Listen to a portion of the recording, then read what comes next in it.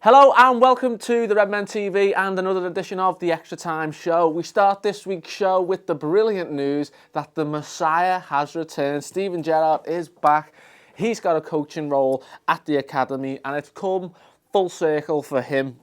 He posted on his Instagram basically a picture of him back at the academy. And it's just brilliant, isn't it? It's brilliant to see him back. And whatever the role is, it's been called a wide-ranging role. Whatever it is, we know Steven Gerrard will have an impact. We've had other players saying how influential he's been on their career, the likes of Adam Lallana and things who look up to him. So to have the young lads looking up to Steven Gerrard, it's just brilliant. And hopefully he does have ambitions of becoming Liverpool manager. And Jurgen Klopp has even said this week that he'll do everything he can to help him out. So that's just brilliant news. It's a great way to start the week in what's been not the best weeks footballing-wise.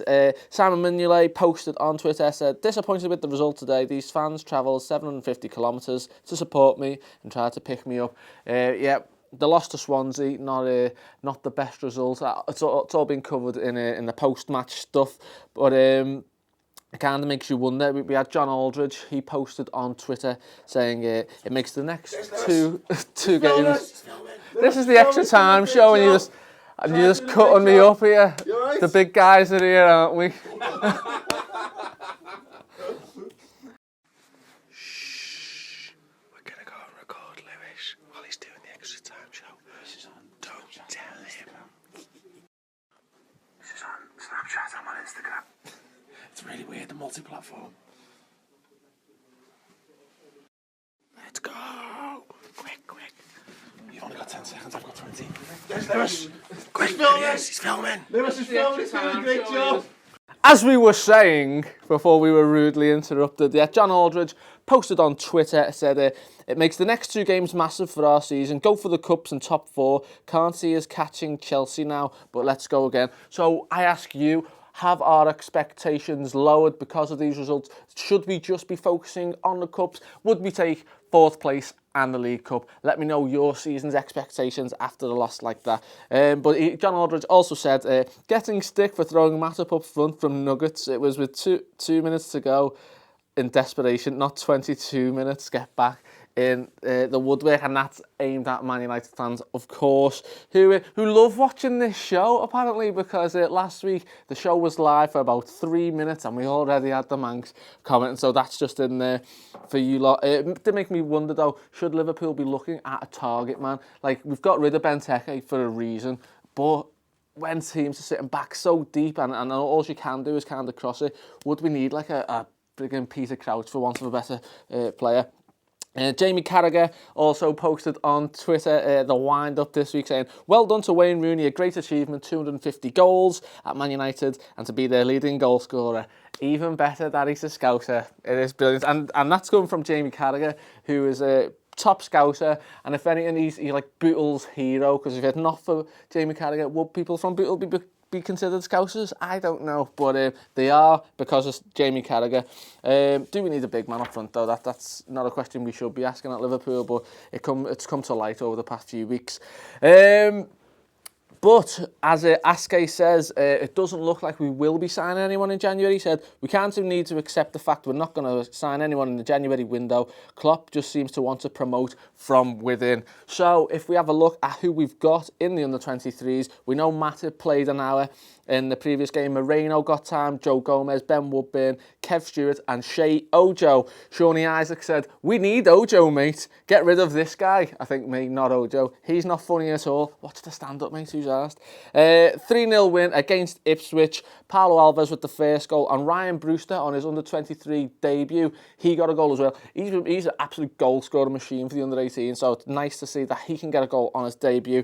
Ben Woodburn got the third goal in there, and these names are becoming very familiar now, so we keep our eye on them.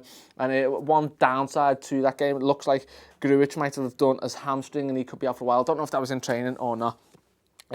On to the under-18s, we had Okira Simmons, who we mentioned last week, got his debut. He's come on with 20 minutes to go and won the game again, so that's brilliant news. So keep an eye out for Okira Simmons. He looks like he could be a decent prospect. Another debut goal, 3 debut goals on the bounce for our on loan, Pedro Chirivella. Smallest man on the pitch. Ball goes in, back post. he goes in and get a goal. So he's in a bit of a relegation scrap in the Eredivisie, but you know what, he's getting game time and he could come back a stronger and better player for it, so that's always nice. We had Natural Red, who commented last week saying, haven't heard anything about the right mid on loan Ryan Kent for a while. Thought he looked very promising in pre-season. He's quick and be a good attacking option this season. I spoke to my friend Peter Selwood, who's a die-hard Barnsley fan. He said Ryan Kent's got the best touch he's ever seen, but he does watch Barnsley. Ryan Kent got a goal, brilliant goal, and it was against Leeds, which made him an absolute hero for Barnsley fans. He took the ball down from a long cross, spins on it, fires it in, and it's goals like that that make you think maybe he could have a career at the top level. So we'll keep an eye on him. So the lads out on loan are playing well. John Flanagan, we said he could be back soon, but he got a game in the FA Cup for Burnley. Aaron T said, my right back pecking order goes Klein, Trent, Flano, Randall. I'd say just keep it to the 3. But yeah, he got a game there. And there's good news for Lazar Markovic. I know I have absolutely roasted him on this show a few times, but he has signed for Hull City FC on loan for the rest of the season. And it got me thinking, wouldn't Markovic have been a decent replacement for Mane, or an adequate one?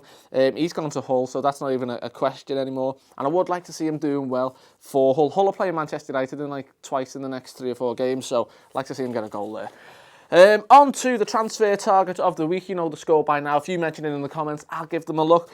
We had EMCR26. He said, we need to bring in Herving Lozano. He's a beast. Plays for Pachuca in Mexico. Has a rocket of a shot. So I had a look at him, really quick. He kind of plays left wing, cutting inside, and we've already got that with Philip Coutinho, but he does have pace, he does have a shot on him, he's quite skillful. He's got 10 goals in his last 17 league games, but it is in Mexico, and it makes me think, is this guy, is he just a good FIFA player? Because we don't want to get in that rut of going, oh, fucking scored a hat-trick with him on FIFA, sign him up.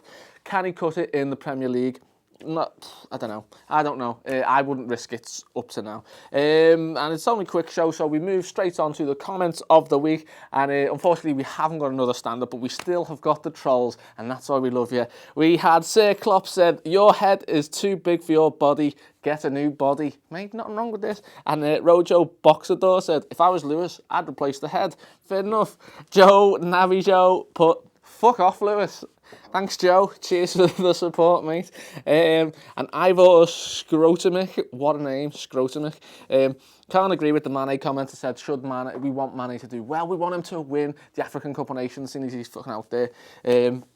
Really wanted them to lose to Tunisia, get knocked out, and have him back in time for Chelsea. He could have a chance to be a hero here rather than over there. Come on, mate, fucking hell. Where does his loyalty lie, with his nation or with some guy on friggin' YouTube? Who knows, right? So the question to ask yourself this week is, what do you make of Markovic's loan move to Hull? Where do you see Steven Gerrard's future, and how happy are you to see him back? The target man, should we be looking at a target man, even if it's just as a last resort to bring on the last 10 minutes rather than Matip up front? And what are your season's expectations after a couple of losses? And not really, we haven't had a win all year, so what do we want? Like, subscribe, share, and thumb up, and get involved in the comments. See you later.